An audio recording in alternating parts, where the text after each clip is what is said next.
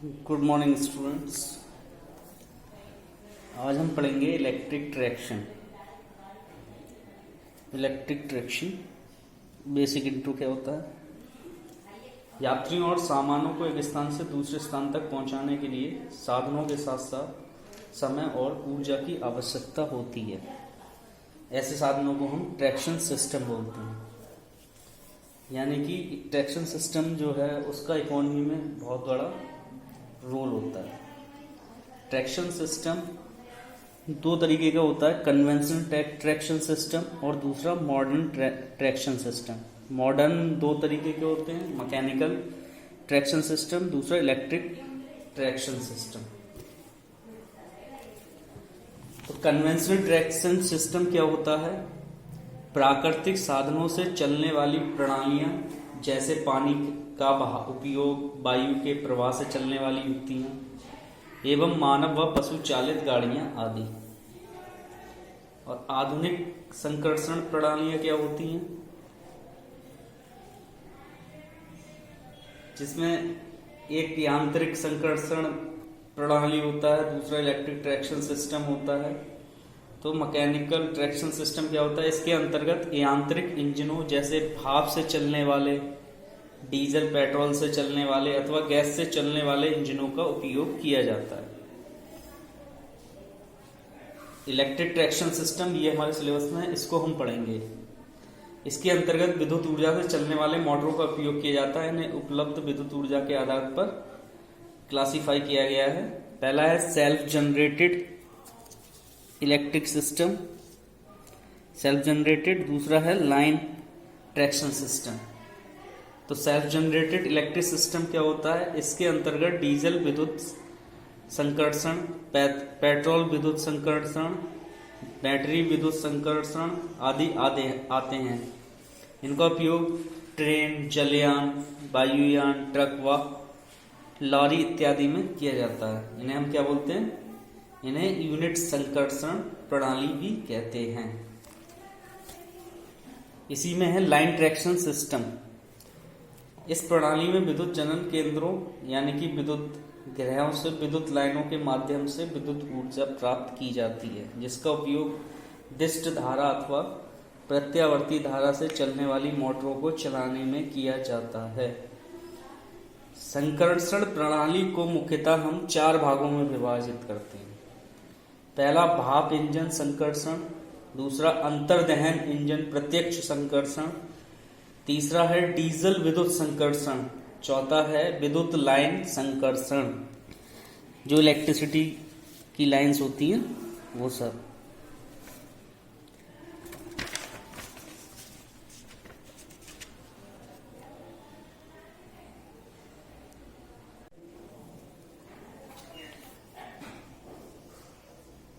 Hello students, electric traction topic हमारा। Electric traction क्या होता है? इस संकर्षण प्रणाली के अंतर्गत विभिन्न क्षमता के रेल इंजनों में एसी अथवा डीसी मोटरों का प्रयोग किया जाता है।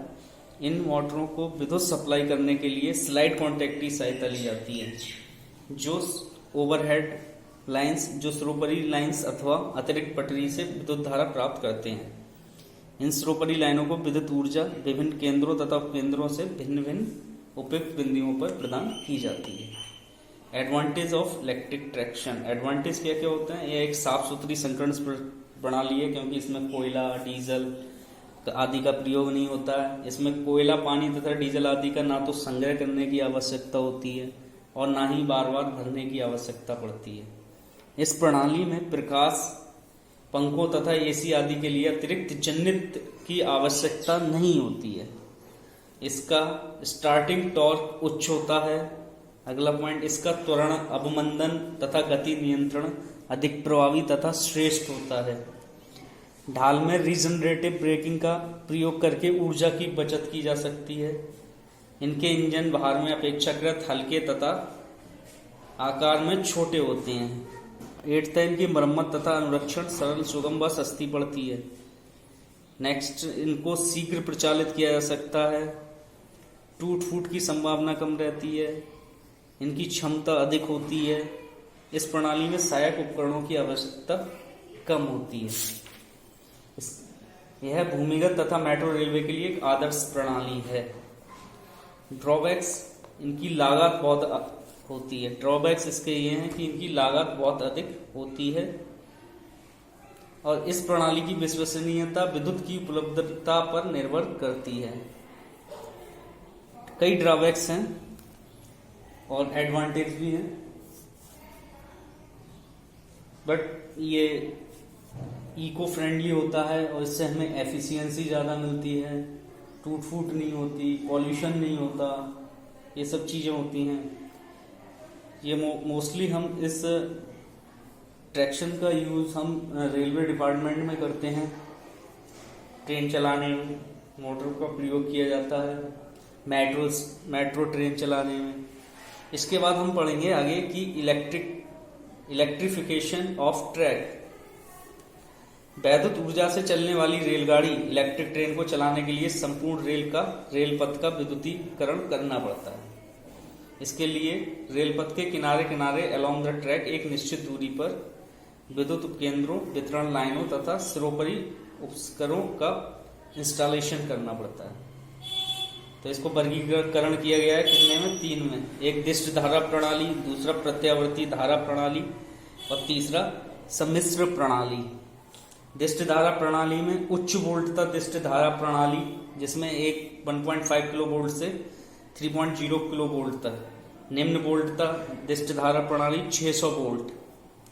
इसी तरीके से प्रत्यावर्ती धारा प्रणाली में आता है सामान्य आवृत्ति और निम्न आवृत्ति। सामान्य आवृत्ति में 50 हर्ट्ज का, निम्न आवृत्ति में 25 हर्ट्ज का। और जो मिश्र होता है सम्मिश्र प्रणाली, उसमें सिंगल फेज टू डीसी, जो कि 15 किलो वोल्ट से 25 किलो वोल्ट और फ्रीक्वेंसी रहेगी 50 हर्ट्ज। कैंडो प्रणाली single phase two 3 phase 15 kilo volt से 25 किलो वोल्ट 50 हर्ट्ज। आगे है इसका क्लासिफिकेशन।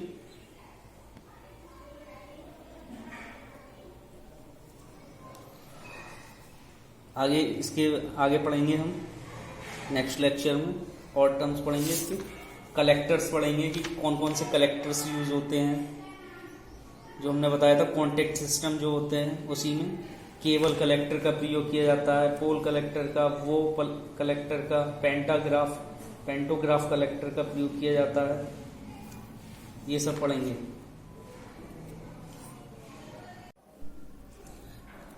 इस लेक्चर में पढ़ेंगे हम संपर्क चालक, कॉन्टैक्ट वायर।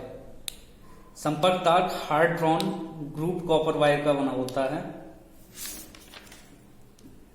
जिसमें ये 3 डायग्राम बनाए गए हैं। सामान्य स्थिति में क्या होता है, विकसित सामान्य में, और संयुक्त में क्या होता है। मैक्सिमम लेंथ जो कंडक्टर की होती है वो 1600 मीटर होती है। इसमें ये कैटनरी वायर है, ये हमारा पातक है और ये संपर्क तार है, ये वाला।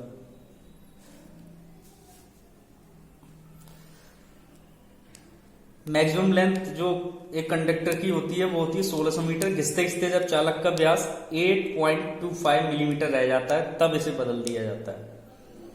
सर्वोपरि चालकों को स्थापित करने के लिए प्रयुक्त खंभे इस्पात के बने होते हैं, जिनकी ऊंचाई 6 मीटर तथा खंभों से खंभों की दूरी 25 से 70 मीटर तक रखी जाती है। एक खंभे से दूसरे खंभे के बीच में संपर्क तार, एक खंभा ये है, एक खंभा ये है, इसके बीच में ये संपर्क तार है। एक खंभे से दूसरे खंभे के बीच में संपर्क तार की पटरी पथ से ऊंचाई समान बनाए रखने के लिए एक अतिरिक्त तार, जो अतिरिक्त तार लगता है उसे हम बोलते हैं कैटनरी वायर, जो संपर्क तार के ऊपर लगाया जाता है, जो पातकों की सहायता से संपर्क तार को साधे रहता है। और इन्हीं पातकों की सहायता से संपर्क तार की पटरी पथ से ऊंचाई को एडजस्ट किया जाता है। इन दोनों तारों को विद्युत रोध को इंसुलेटर की मदद से खंभों में लगे सपोर्टिंग रॉडों में लटकाया जाता है। संपर्क तार का तनाव समायोजित करने के लिए तार के प्रारंभिक सिरे व अंतिम सिरे पर आवश्यकता अनुसार भार लटकाया जाता है। आपने देखा होगा जहाँ बोलते हैं बिजली वाली जो ट्रेन चलती हैं उसमें देखा होगा आपने खंभे लगे होते हैं।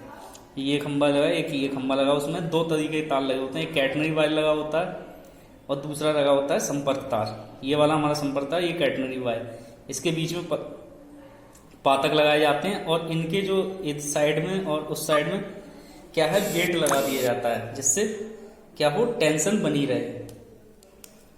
आई होप ये आपको समझ आया हो कि संपर्क चालक क्या होता है। उसके बाद हम इसमें नेक्स्ट उसमें पढ़ेंगे electric block diagram of electric engine, क्या क्या होते हैं। जैसे OSTL का यूज करते हैं, उसका ओवरहेड ट्रांसमिशन लाइन बोलते हैं, करंट कलेक्टर का यूज करते हैं, सर्किट ब्रेकर का यूज करते हैं, टेप चेंजिंग स्विच का यूज करते हैं, on load tap changer, tap changing arm, auto transformer का प्रयोग किया जाता है, SCR का प्रयोग किया जाता है, स्मूथिंग चोक का यूज किया जाता है, DC सीरीज मोटर लगाई जाती है, व्हील लगाई जाती है, rectifier circuit, filter circuit, transformer circuit, earthing की जाती है। ये हम next chapter. Good morning students, आज हम पढ़ेंगे electrical block diagram of electric engine. जैसे कि हमने ये डायग्राम बनाया है, इसमें ये करंट कलेक्टर है, ये OSTL है, ओवरहेड ट्रांसमिशन लाइन, और ये FC है, filter circuit, TC transformer circuit, AT auto transformer, RC rectifier circuit, SCR silicon control rectifier लगा होता है इसमें। ठीक है,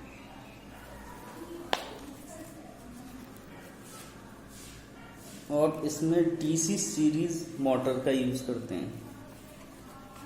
तो इसमें कौन कौन से पार्ट्स लगे होते हैं, अर्थिंग की जाती है। इसमें कौन कौन से पार्ट्स लगे होते हैं, current collector, trolley wire, filter circuit, rectifier circuit, transformer circuit, earthing की जाती है, और DC सीरीज मोटर लगाई जाती है, DC करंट सीरीज मोटर, और रेल ट्रैक होता है। जैसे कि ये रेल ट्रैक है, ठीक है, ये वाला, और ये हमारा ट्रेन मानते हैं, हमेशा ट्रेन मान लेते हैं, ये दोनों ट्रेन के डिब्बे हैं। तो सबसे पहले इसमें करंट कलेक्टर होता है। करंट कलेक्टर का क्या काम होता है, पिछले उसमें हमने पढ़ा था कि कई तरीके के कलेक्टर होते हैं। पेंटाग्राफ कलेक्टर होता है जो मेनली यूज होता है, पोल कलेक्टर होता है, को कलेक्टर होता है, और करंट कलेक्टर होता है। तो इसमें हम पढ़ेंगे करंट कलेक्टर क्या होता है। धारा संग्राहक कई प्रकार के होते हैं, जैसा भी बताया मैंने, केबल कलेक्टर, पोल कलेक्टर, कमान संग्राहक, पेंटाग्राफ संग्राहक इत्यादि। यहाँ पर AC विद्युत सप्लाई से चलने वाले वैद्युत इंजन को दर्शाया गया है इसमें, जिसमें पेंटाग्राफ धारा संग्राहक सिरोपरी लाइन से प्रत्यावर्ती धारा को संग्रहण करके एयर सर्किट ब्रेकर को प्रदान करता है। एयर सर्किट ब्रेकर का क्या काम होता है, इंजन की छत पर दो विद्युत रोधकों के बीच, दो इंसुलेटरों के बीच में AC भी लगाया जाता है, एयर सर्किट ब्रेकर। यह इसका काम होता है, यह उच्च वोल्टता की सप्लाई को सुरक्षा की दृष्टि से उच्च वोल्टता प्रदाय से जोड़ने तथा खोलने का कार्य करता है। उसके बाद है इसमें TC ट्रांसफार्मर सर्किट। इसमें क्या लगा होता है, ऑटो ट्रांसफार्मर लगा होता है। इसका क्या वर्किंग होता है, इंजन कक्ष के अंदर TC में एक टैप्ड ऑटो ट्रांसफार्मर लगा होता है, जिसकी बाइंडिंग का एक सिरा एयर सर्किट ब्रेकर से जुड़ा होता है और दूसरा सिरा अर्थिंग होता है, और बाइंडिंग की आवश्यकता अनुसार निकली होती है, जिन्हें टेप चेंजिंग स्विच की सहायता से मोटर की मांग के अनुसार वांछित वोल्टता की प्रत्यावर्ती धारा निर्दिष्ट कार्य को प्राप्त होती है। Auto transformer, tapped auto transformer. Auto transformer क्या होता है, कि स्टेप डाउन ट्रांसफार्मर होता है, जिसमें क्या होता है, एक ही वाइंडिंग यूज होती है जो दोनों तरीके से काम करती है, प्राइमरी वाइंडिंग और सेकेंडरी वाइंडिंग की तरह। टेप चेंजर क्या होता है, टेप चेंजर ट्रांसफार्मर में भी यूज होता है, टेप चेंजर में एक टेप चेंजर बॉक्स होता है, जिसमें tape changer switch, tape changer arm अर्थात स्टड्स आदि अंगों को दिखाता है। जिस तरीके की हमें वोल्टता की ज़रूरत होती है उस तरीके से ये काम करता है। जो ट्रांसफार्मर होते हैं, जो इंडस्ट्री होती है, उसमें भी जैसे फ्लक्चुएशन होता है, कभी कभी वोल्टेज कम हो गया, वोल्टेज ज़्यादा हो गया, उसको एक कांस्टेंट वोल्टेज पर लाने के लिए हम टेप चेंजर का प्रयोग करते हैं। रेक्टिफायर का क्या काम होता है? रेक्टिफायर सर्किट बॉक्स में एक SCR जो ऑटो ट्रांसफार्मर SCR लगा होता है, जो ऑटो ट्रांसफार्मर से प्राप्त प्रत्यावर्ती धारा को हिस्ट धारा में परिवर्तित करता है। फिर स्मूथिंग चोक लगी होती है। स्मूथिंग चोक यानी filter circuit. Filter circuit box में एक चिक्करणकारी चोक लगा होता है, जो डिस्टकारी से प्राप्त पल्सेटिंग डिस्ट धारा के स्पंदनों को दूर करके स्मूथ DC में बदल देता है। ठीक है। और क्या है इसमें यूज होता है? DC traction motor. इंजन कक्ष के नीचे पहियों के बीच में ट्रैक्शन मोटरों को स्थापित किया जाता है। ये मोटरें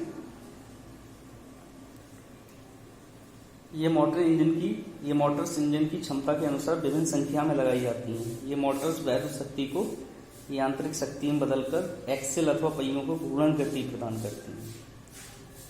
यानी ये क्या करती है? टॉर्क जनरेट करती हैं पहियों के लिए। अर्थिंग का क्या होता है? उपरोक्त प्रत्यावर्ती धारा पहियों और पटरियों के माध्यम से भूसंपर्कित होकर वापस प्रदाय तक पहुंचती है। तो इसमें आपको क्या लिखना है कि पार्ट्स इसके कौन कौन से होते हैं, ये ब्लॉक डायग्राम बनाना है और उसके बारे में लिखना है कि इनका क्या क्या काम होता है। इतना लिख देंगे। ये इम्पोर्टेंट क्वेश्चन है और ये आ भी सकता है, ये लॉन्ग क्वेश्चन में आएगा। तो आपको ब्लॉक डायग्राम बनाना पड़ेगा और इसके पार्ट्स की वर्किंग बतानी पड़ेगी कि इसका वर्किंग क्या होती है। इस लेक्चर में हम पढ़ेंगे कि इलेक्ट्रिक ब्रेकिंग क्या होती है। जैसे इसमें दिखाया है कि ब्रेकिंग, इलेक्ट्रिक ब्रेकिंग और उसके टाइप्स। ब्रेकिंग को दो तरीके से बांटा गया है, एक मैकेनिकल ब्रेकिंग और दूसरा इलेक्ट्रिक ब्रेकिंग के बारे में। तो हम पढ़ेंगे इलेक्ट्रिक ब्रेकिंग, उससे थोड़ा सा पहले मैकेनिकल ब्रेकिंग के बारे में जान लेते हैं। आधुनिक संकर्षण प्रणाली में गाड़ियों की गति बहुत अधिक होती है। अधिक गति के कारण इनकी गतिज ऊर्जा भी अत्यधिक होती है। अत्यधिक गति एवं अधिक द्रव्यमान के कारण गाड़ियों का संवेग बहुत अधिक होता है। संकर्षण प्रणाली की दक्षता गाड़ियों के त्वरण यानी एक्सीलरेशन, गति एवं अवमंदन पर निर्भर करता है। अतः गाड़ियों की ब्रेकिंग प्रणाली जितनी प्रभावी व सुरक्षित होगी, संकर्षण उतना ही उत्तम होगा, अच्छा होगा। ट्रेनों में सामान्यतः यांत्रिक ब्रेकिंग के अंतर्गत वैक्यूम ब्रेकिंग तथा वैद्युत ब्रेकिंग के अंतर्गत प्लग-इन, रियोस्टेटिक ब्रेकिंग या फिर रीजनरेटिव ब्रेकिंग का उपयोग करके ब्रेकिंग प्रणाली को प्रभावी बनाया जाता है। वैक्यूम ब्रेकिंग में क्या होता है? वैक्यूम ब्रेकिंग में ट्रेन के सभी डिब्बों के पहियों में ब्रेक शू स्प्रिंग के दाव से घर्षण विधि द्वारा पहियों की गति को रोके रखते हैं। सभी डिब्बों के पहियों से सटे हुए ब्रेक शू को पहियों के संपर्क से हटाने के लिए इसके लिए वैक्यूम विधि का उपयोग किया जाता है। अब हम पढ़ेंगे इलेक्ट्रिक ब्रेकिंग, इसमें प्लगिंग। इस विधि में इंजन को चलाने वाली मोटर की सप्लाई को इस प्रकार संयोजित किया जाता है कि आवश्यकता पड़ने पर उसे उल्टी दिशा में भी चलाया जा सके। इसे व्युत्क्रम धारा ब्रेकिंग भी कहते हैं। ब्रेकिंग के समय मोटर में उत्पन्न बलागुण की दिशा गाड़ी के चलने के दिशा के विपरीत होती है। इसके कारण धीरे धीरे मोटर की गति क्या हो जाती है? शून्य हो जाती है और विपरीत दिशा में चलने लगती है। अतः ट्रेन की गति शून्य होने पर या शून्य होने से थोड़ा पहले वैद्युत सप्लाई बंद कर दी जाती है और यांत्रिक ब्रेक लगा दिए जाते हैं। जैसे ट्रेन में जो ब्रेक लगते हैं वो किस तरीके से लगते हैं वो बता रहे हैं, जिससे ट्रेन रुक जाती है। इस विधि में ब्रेकिंग के समय भी वैद्युत ऊर्जा सप्लाई से ली जाती है और ट्रेन की गतिज ऊर्जा व्यर्थ चली जाती है। सप्लाई फेल हो जाने पर यह प्रणाली कार्य नहीं कर सकती है। इस प्रणाली की दक्षता कम होती है। जैसे कि इसमें ये डायग्राम बना हुआ है, आपको ये डायग्राम्स बनाने पड़ेंगे, सर्किट डायग्राम, तभी मार्क्स मिलेंगे। उसके बाद है रियोस्टेटिक ब्रेकिंग। इस विधि में ब्रेकिंग के समय मोटर को वैद्युत सप्लाई से अलग कर दिया जाता है। अब यही मोटर ट्रेन को गतिज ऊर्जा को वैद्युत ऊर्जा में परिवर्तित करने के लिए एक जनित्र की तरह कार्य करने लगती है।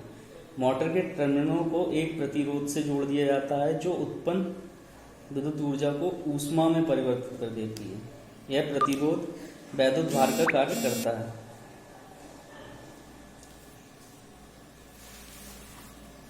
रियोस्टैटिक ब्रेकिंग करते समय आर्मेचर के टर्मिनलों को सप्लाई से अलग करते समय इस बात का ध्यान रखा जाता है कि क्षेत्र कुंडली में धारा की दिशा ना बदले। मोटर जनित्र की तरह काम करते समय क्षेत्र कुंडली व उत्तेजित रहे या बाहर उत्तेजित दोनों स्थितियों में उत्पन्न विद्युत ऊर्जा प्रतिरोध में ऊष्मा ऊर्जा में परिवर्तित हो जाती है। कभी कभी एक क्वेश्चन बनता है कि मोटर जो है वो जनरेटर की तरह कार्य कर सकता है या नहीं, तो इसका आंसर है हाँ, कर सकता है। अगर आपसे बार बार पूछा जाता है कि मोटर जनरेटर की तरह वर्क करेगा या नहीं करेगा, तो आपको उसका आंसर हाँ में देना होगा कि हाँ कर सकता है। ठीक है, अब आते हैं रीजनरेटिव ब्रेकिंग में। पुनर्जन ब्रेकिंग में गाड़ी की गतिज ऊर्जा को वैद्युत ऊर्जा में परिवर्तित करके सप्लाई प्रणाली को वापस भेज दिया जाता है। इसके लिए कुछ कंडीशंस होती हैं कि कब मतलब भेज सकते हैं। जैसे कि इसमें ये दिखाया है, ये रियोस्टैटिक ब्रेकिंग का डायग्राम है और इसके बाद ये रीजनरेटिव का है। ठीक है, इसमें क्या क्या कंडीशन होती है। ब्रेकिंग के समय मोटर में उत्पन्न विरोधी विद्युत वाहक बल का मान सप्लाई वोल्टता के मान से अधिक होना आवश्यक है। दूसरा है सुरक्षा की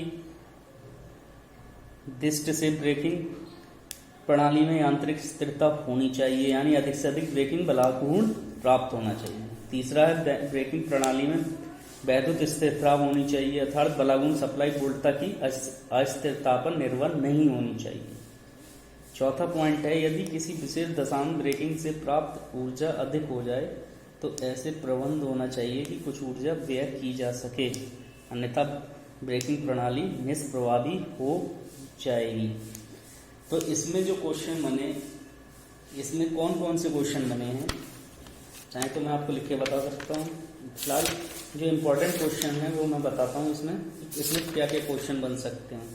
इसमें सबसे पहले क्वेश्चन आएगा कि डीसी ट्रैक सिस्टम और एसी ट्रैक सिस्टम क्या है, इलेक्ट्रिक ट्रैक्शन क्या होता है, उसके एडवांटेज लिखिए, क्लासिफिकेशन।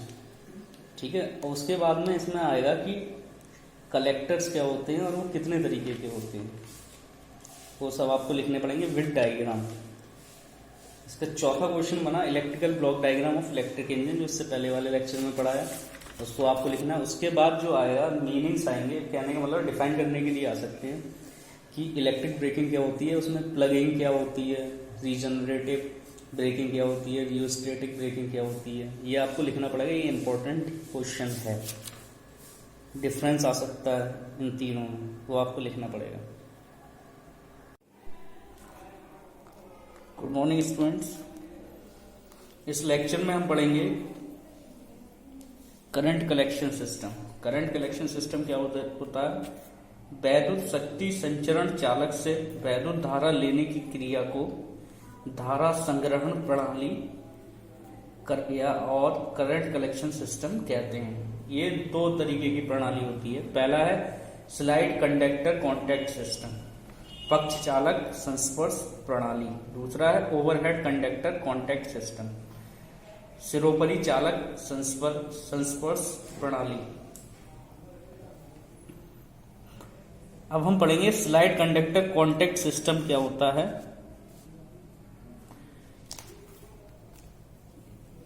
पक्ष चालक संस्पर्श प्रणाली पुरानी प्रणाली है। स्लाइड कंडक्टर कॉन्टैक्ट सिस्टम पुराना सिस्टम है जिसका उपयोग प्रायः अधिक आबादी वाले बड़े नगरों में भूमिगत संकर्षण प्रणाली के अंतर्गत होता है। इस प्रणाली के अंतर्गत विलयकारी चालक संस्पर्श व्यवस्था को पटरी पथ के समांतर 30 सेंटीमीटर से 40 सेंटीमीटर की दूरी पर रखा जाता है।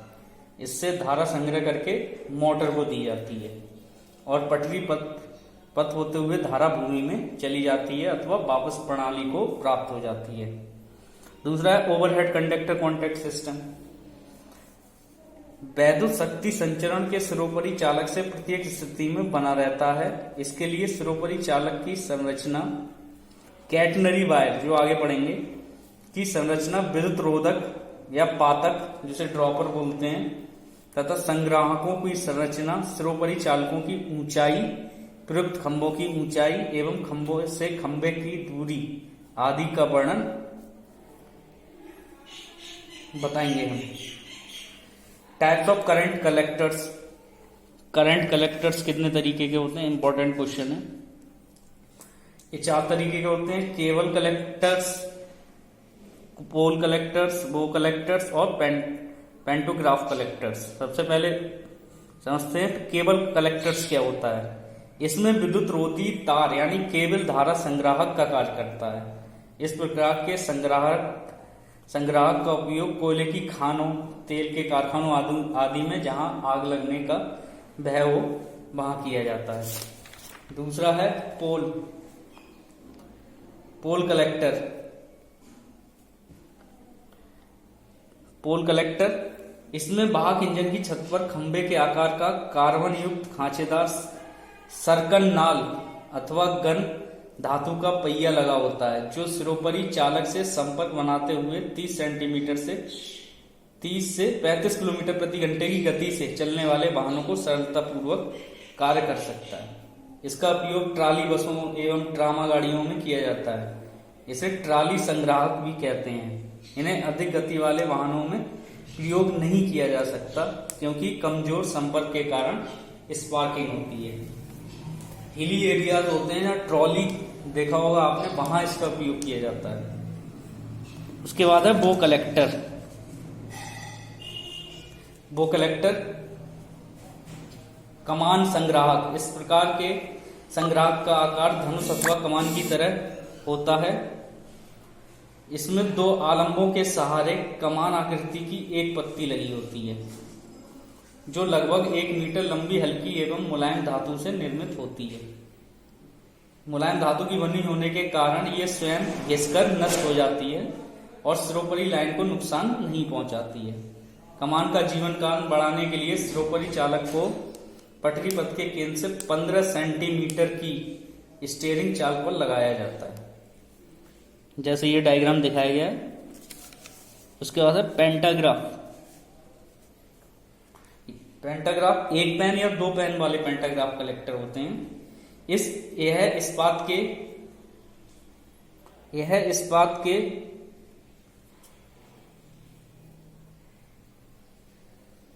चैनलों से बना हुआ पंचभुजीय आकार का एक ढांचा होता है, जिस पर सामान्य ताम्र धातु की पत्ती से बने 1 या 2 पेन लगे होते हैं। सिरोपरि चालक से धारा संग्रहण की क्षमता पेंटाग्राफ में लग पाने की संख्या पर निर्भर करती है। मोस्टली जो यूज होता है वो पेंटाग्राफ संग्राहक ही होता है, क्योंकि ये इन सब कलेक्टर्स में बेस्ट कलेक्टर है। इसमें हम पढ़ेंगे लोड कितने तरीके के होते हैं। Types of electric load. सबसे पहले domestic load, commercial electric load, industrial electric load, municipal electric load, electric load of irrigation, electric traction load. सबसे पहले डिफाइन करेंगे हम डोमेस्टिक लोड क्या होता है। इसके अंतर्गत लाइट, पंखे, TV, oven, heater, toaster, induction plate, fridge, cooler, AC, immersion water heater, room heater, water pump इत्यादि आते हैं। यानी जो हम अपने घरों में यूज करते हैं वो किसके अंडर आता है, वो लोड क्या होता है, डोमेस्टिक लोड। दूसरा है कमर्शियल इलेक्ट्रिक लोड। इसके अंतर्गत लाइट, फैन, सजावट, विज्ञापन संबंधी उपकरणों के अलावा मेडिकल स्टोरों में दवाएं व खाने पीने की वस्तुओं को रखने हेतु रेफ्रिजरेटर, इलेक्ट्रॉनिक शॉप के रिपेयर संबंधी यंत्रों व अन्य मरम्मत की दुकानों में प्रयुक्त कंप्रेसर आदि वैध उपकरण आते हैं।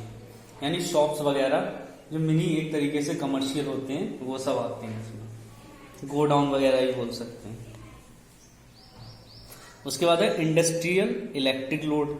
ये इसमें क्या क्या होता है, इस वैद्युत भार के आधार पर पुनः निम्न प्रकार विभाजित किया जाता है। इसको कैटेगराइज कर दिया उन्होंने कि कुटीर उद्योग 5 किलोवाट तक, लघु उद्योग 5 किलोवाट से 25 किलोवाट तक, मध्यम उद्योग 25 किलोवाट से 100 किलोवाट तक, लार्ज स्केल इंडस्ट्री 100 किलोवाट से 500 किलोवाट तक, very large scale industry 500 kilowatt से अधिक। यानी कि अगर आपका इस तरीके से आपकी मतलब आपको जरूरत है डिमांड की, तो या आपका इतना लोड है, इतने यहाँ तक लोड है जो मैंने आपको बताया अभी, तो इनको कैटेगराइज कर दिया है कि ये लोड इसमें आएगा। यानी ये सब किसमें आते हैं? इंडस्ट्रियल लोड्स में आते हैं। उसके बाद पॉइंट है म्यूनिसिपल इलेक्ट्रिक लोड। इसके अंतर्गत मार्गों, बाजारों, पार्कों, लाइटिंग, ट्रैफिक सिग्नल लाइटिंग के साथ साथ जल संस्थानों के प्रचालन व पंप हाउस आदि के प्रचालन में प्रयुक्त उपकरणों व मशीनों के संचालन से संबंधित वैद्युत बाहर आते हैं। यानी कहने की बात है कि म्यूनिसिपल का मतलब होता है एक तरीके से नगर निगम बोलते हैं। स्ट्रीट लाइट हुआ तुम्हारा, रोड लाइट हुई, ट्रैफिक सिग्नल लाइटिंग हुई, ये सब किसके अंडर में ये लोड आता है? म्यूनिसिपल इलेक्ट्रिक लोड में। उसके बाद है हमारा इलेक्ट्रिक लोड ऑफ इरिगेशन। ये इंपॉर्टेंट है क्योंकि फसलों तथा बाग बगीचों की सिंचाई के लिए ट्यूबवेल तथा पंप कैनलों के संचालन में प्रयुक्त वैद्युत मोटरों व उपकरणों के भार इसके अंतर्गत आते हैं। यानी कि इसको बोल सकते हैं एक तरीके से विलेजेस, जो हम सिंचाई करते हैं गांव में ज़्यादातर ये लोड होता है। लास्ट है electric traction load. Electric traction load में क्या आता है? इसके अंतर्गत वैद्युत ट्रेनों, ट्रामकारों, ट्रॉली बस, शहरी तथा अल्प शहरी विद्युत रेलवे प्रणाली आती है। इलेक्ट्रिक ट्रैक्शन हमारा सब्जेक्ट है, तो जो रेलवे वगैरह है ये सब किसके अंतर्गत आते हैं? इलेक्ट्रिक ट्रैक्शन लोड के अंतर्गत आते हैं।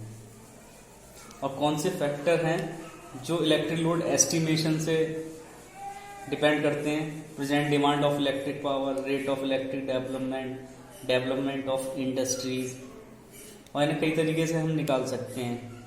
स्टैटिस्टिकल मेथड से निकाल सकते हैं, फील्ड सर्वे मेथड से निकाल सकते हैं। नेक्स्ट क्वेश्चन इस चैप्टर में बनता है कि टैरिफ क्या होता है और इसकी प्रॉपर्टी क्या होती है, कौन से फैक्टर होते हैं जो सहायक कारक होते हैं ट्रैफिक में, और टाइप्स ऑफ टैरिफ बोला। टैरिफ क्या होता है? विभिन्न श्रेणी के विद्युत उपभोक्ताओं से विद्युत का मूल्य प्राप्त करने के लिए उपभोक्ता श्रेणी के अनुसार बिजली का मूल्य निर्धारित किया जाता है। इस प्रकार विद्युत ऊर्जा की दर तथा इसे निर्धारित करने के नियमों का अध्ययन इसके अंतर्गत किया जाता है। उसे हम क्या बोलते हैं? टैरिफ बोलते हैं। मूल्य निर्धारण में निम्न प्रभारों को गणना में सम्मिलित किया जाता है: वार्षिक नियत प्रभार, वार्षिक प्रचालन प्रभार। उसके बाद है प्रॉपर्टीज ऑफ आइडियल टैरिफ। ये क्वेश्चन रहेगा एग्जाम में। टैरिफ सरल व सुगम होना चाहिए, नंबर 1 पॉइंट। टैरिफ सस्ता होना चाहिए। टैरिफ उपभोक्ता तथा सप्लायर दोनों को लाभप्रद हो। सभी प्रकार के उपभोक्ताओं को आसानी से टैरिफ समझ में आ जाए एवं वैद्युत उपयोग करने के लिए सहज सहमत हों। जनहित में कार्य करने वाले उपभोक्ताओं को कंसेशन मिलना चाहिए। उद्योग लगाकर बेरोजगारों को रोजगार उपलब्ध कराने वाले उपभोक्ताओं को सब्सिडी मिलना चाहिए। निर्यात को बढ़ावा देने वाले उद्योगों के उपभोक्ताओं को प्रोत्साहन दिया जाना चाहिए। कृषि कार्य करने वाले कृषकों को कंसेशन मिलना चाहिए। यानी आइडियल टैरिफ वो होते हैं जिसमें ये बेनिफिट दिए जाते हैं, और उसमें जो कंज्यूमर होता है या कस्टमर बोले उसे, और जो सप्लायर होता है, उन दोनों को लाभप्रद हो, नुकसान किसी का ना हो। उसी तरीके से जैसे डिमांड बढ़ेगी वैसे ही आपकी सप्लाई भी बढ़ेगी, प्रोडक्शन आपको बढ़ाना पड़ेगा। वो कौन से फैक्टर होते हैं टैरिफ निर्धारण में सहायक कारक, कौन कौन से होते हैं?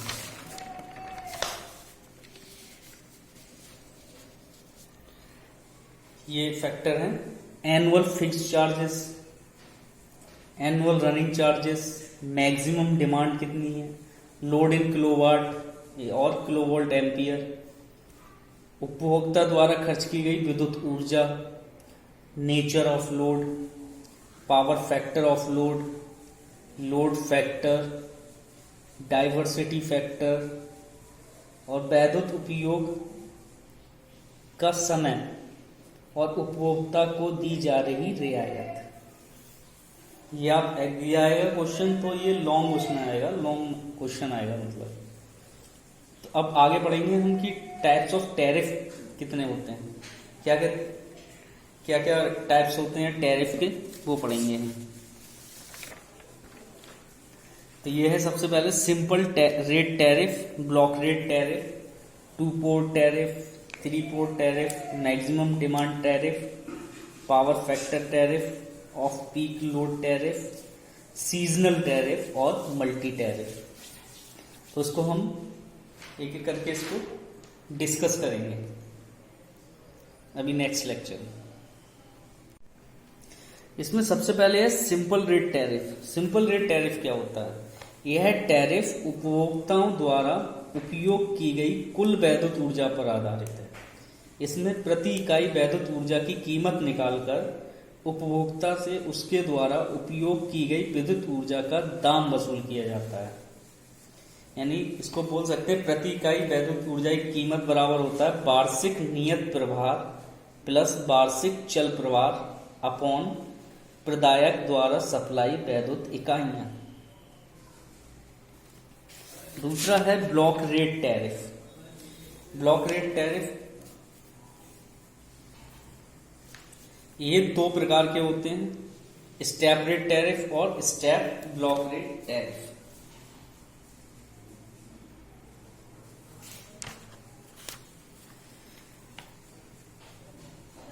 सिंपल टैरिफ जो होता है, सबसे पहले हम इसे पढ़ेंगे। सिंपल रेट टैरिफ जो अभी मैंने बताया, इसमें आगे इसको किस तरीके से मतलब डिफाइन किया गया है। एक तो है on the basis of energy consume, जो मैंने अभी आपको बताया कि प्रति इकाई वैद्युत ऊर्जा की कीमत बराबर वार्षिक नियत प्रभार प्लस वार्षिक चल प्रभार बटे प्रदायक द्वारा सप्लाई वैद्युत इकाइयां। दूसरा है इसी में कि on the basis of nature load, उपभोक्ता के द्वारा विभिन्न भिन्न प्रकार के भारों तथा द्वारा उपभोगित वैद्युत ऊर्जा की कीमत प्रत्येक भार के लिए अलग अलग फ्लैट दर से परिकलित की जाती है। इसमें औद्योगिक वैद्युत भार के टैरिफ की अपेक्षा घरेलू वैद्युत भार का टैरिफ अधिक होता है। तीसरा सिंपल रेट टैरिफ में ही है कि हम on the basis of demand find कर सकते हैं। इसमें विद्युत उपभोक्ता के सभी यंत्रों, उपकरणों, उपसर्गों तथा उपयंत्रों आदि की निर्धारित क्षमता यानी रेट कैपेसिटी के आधार पर प्रति मास या प्रति वर्ष के हिसाब से एक नियत धनराशि प्रदायक द्वारा वसूल की जाती है। एक लिमिटेड मतलब बता दिया जाता है, ठीक है। दूसरा ब्लॉक रेट टैरिफ मैंने बताया, ये कितने तरीके होता है, स्टेप रेट टैरिफ और स्टेप ब्लॉक रेट टैरिफ। तो स्टेप रेट टैरिफ क्या होता है? इसी में प्रस्तुत टैरिफ में उपभोगित वैद्युत इकाइयों को खंडों में विभाजित कर दिया जाता है और प्रत्येक अगले खंड में प्रवेश करने पर संपूर्ण उपभोगित यूनिट की दर अगले खंड को की बड़ी दरों पर परिकालित की जाती है कि मतलब कितना बड़ा है। दूसरा इसी में है स्टेप ब्लॉक रेट टैरिफ। इस टैरिफ में उपभोक्ता द्वारा उपयोग की गई वैद्युत ऊर्जा की इकाइयों को पद दर टैरिफ की भांति खंडों में विभाजित कर दिया जाता है और प्रत्येक खंड की दर प्रति यूनिट परिवर्तित हो जाती है। इस विधि में प्रति खंड का वैद्युत मूल्य अलग अलग परिकलित करके उनका योग लिया जाता है। दूसरा है इसमें 2 पोर्ट टैरिफ। इस प्रकार की टैरिफ में 2 भाग होते हैं। दोनों भागों का परिकलन अलग अलग तरीके से किया जाता है। प्रथम भाग का परिकलन अधिकतम मांग पर निर्भर रहता है। प्रथम भाग का परिकलन अधिकतम मांग पर निर्भर रहता है। दूसरा भाग उपभोक्ता द्वारा उपभोग की गई वैद्युत ऊर्जा पर निर्भर रहता है। इस प्रकार यदि देखा जाए तो प्रथम भाग फिक्स कॉस्ट पर और द्वितीय भाग रनिंग कॉस्ट पर निर्भर करता है। इसको हम इस तरीके से भी निकाल सकते हैं। कुल प्रभार माना हमने C equal to A kilowatt plus B kilowatt hour, यानी A किलोवाट प्लस ऐड कर दिया उसको B किलोवाट आवर। तीसरा इसमें 3 पार्ट टैरिफ। ये क्या होता है? द्विभाग टैरिफ की तरह ही त्रिभाग टैरिफ का परिकलन किया जाता है। इसमें अलग अलग 3 भाग होते हैं। उसमें कितने हैं? तो 2 भाग, इसमें है 3 भाग। प्रथम भाग बिल्कुल नियत रहता है, जो ना तो अधिकतम मार्ग पर निर्भर करता है और ना ही उपभोग की गई विद्युत ऊर्जा पर निर्भर करता है। यह भाग वैद्युतजनन केंद्रों, उपकेंद्रों के निर्माण, भूमि की लागत, वैद्युतजनन, संचरण तथा वितरण में प्रयुक्त मशीनों, उपकरणों तथा उपकरणों की प्रारंभिक लागत, उच्च पदाधिकारियों का क्या मतलब जो उसके ऑफिसरों से उनके वेतन पर निर्भर करता है। इसका द्वितीय भाग भी नियत रहता है, जो उपभोक्ताओं की अधिकतम मांग पर निर्भर करता है, जैसे कि द्विभाग टैरिफ में होता है। यह भाग कुल स्थिर लागत पर आने वाले ब्याज, समय के साथ साथ मूलधन में कटौती, बीमा कर तथा प्रबंधनकर्ता व दफ्तर के लेखकों का वेतन आदि। उसके बाद है मैक्सिमम डिमांड टैरिफ। यह टैरिफ भी द्विभाग टैरिफ का ही एक प्रारूप है। इसमें अधिकतम मांग का निर्धारण अधिकतम मांग सूचक यंत्र द्वारा कर लिया जाता है। उसके बाद है पावर फैक्टर टैरिफ। शक्ति गुणक टैरिफ भी द्विभाग टैरिफ का ही एक विकसित रूप है। यदि शक्ति गुणक कम हो तो उपकरण की संनिर्धारित क्षमता अधिक होती है तथा लाइन में हानि भी अधिक होती है। अतः कम शक्ति गुणक भार वाले उपभोक्ताओं को अधिक प्रभार देना पड़ता है। इस टैरिफ में उपभोक्ता को उच्च शक्ति गुणक कायम करने के लिए बाध्य किया जाता है। ये इसको भी कैटेगराइज कर दिया है मैक्सिमम डिमांड टैरिफ में, किलोवाट आवर एंड केवीएआरएस टैरिफ में, एवरेज पावर फैक्टर टैरिफ में या ऑफ पीक लोड टैरिफ। आगे है सीजनल टैरिफ। सीजनल टैरिफ में क्या होता है? जैसे कि सर्वविदित है कि वर्ष में अलग अलग ऋतुएं होती हैं, तो अलग अलग ऋतुओं में वैद्युत भार अलग अलग रहता है। किसी ऋतु में अधिक तो किसी ऋतु में कम रहता है। इस प्रकार ऋतु के अनुसार वैद्युत ऊर्जा की दर निर्धारित की जाती है, जिसमें ऋतु आधारित या सीजनल टैरिफ कहते हैं। लास्ट है मल्टी टैरिफ। विभिन्न प्रकार के टैरिफों में से 2 या 2 से अधिक टैरिफों को मिलाकर तैयार किया गया टैरिफ मल्टी टैरिफ कहलाता है, जिसे समय की मांग के अनुसार कभी भी अभिकल्पित किया जा सकता है। यानी कहने का मतलब ये कॉम्बिनेशन ऑफ 2 डिफरेंट टैरिफ्स, उसे हम क्या बोलते हैं? Multi tariff.